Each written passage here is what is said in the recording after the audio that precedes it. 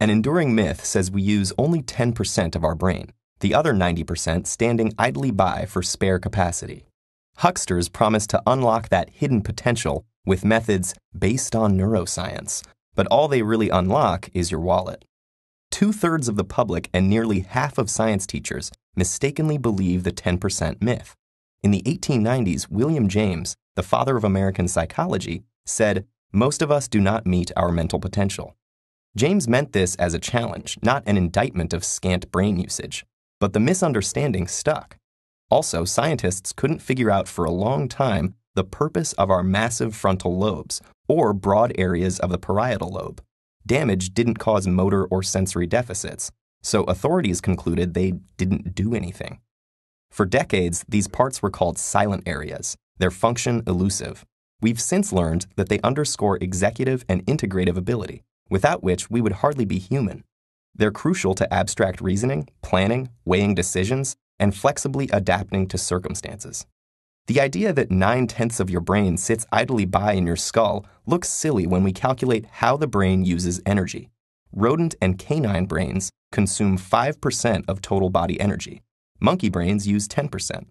An adult human brain, which accounts for only 2% of the body's mass, consumes 20% of daily glucose burned. In children, that figure is 50%, and in infants, 60%.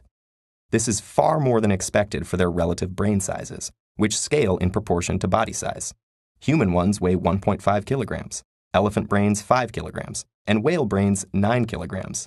Yet on a per-weight basis, humans pack in more neurons than any other species. This dense packing is what makes us so smart.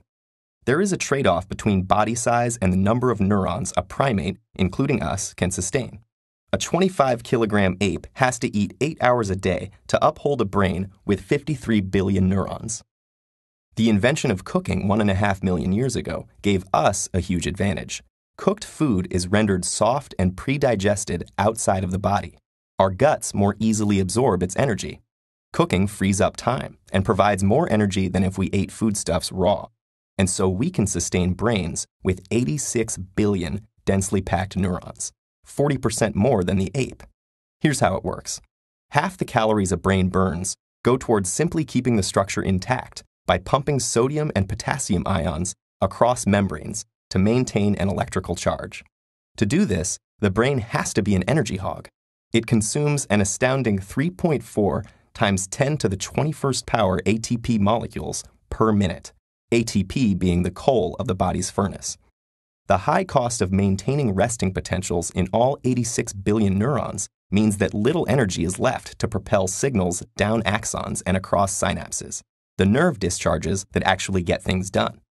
Even if only a tiny percentage of neurons fired in a given region at any one time, the energy burden of generating spikes over the entire brain would be unsustainable. Here's where energy efficiency comes in. Letting just a small proportion of cells signal at any one time, known as sparse coding, uses the least energy but carries the most information, because the small number of signals have thousands of possible paths by which to distribute themselves.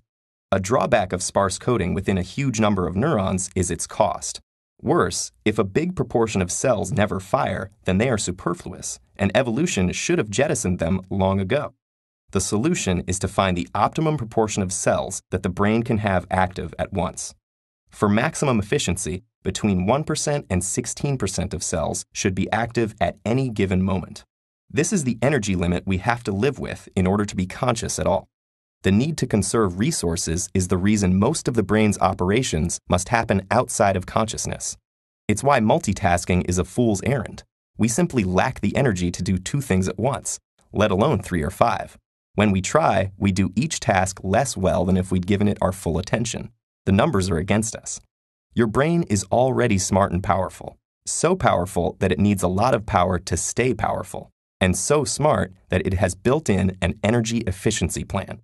So don't let a fraudulent myth make you guilty about your supposedly lazy brain. Guilt would be a waste of energy. After all this, don't you realize it's dumb to waste mental energy? You have billions of power-hungry neurons to maintain. So hop to it.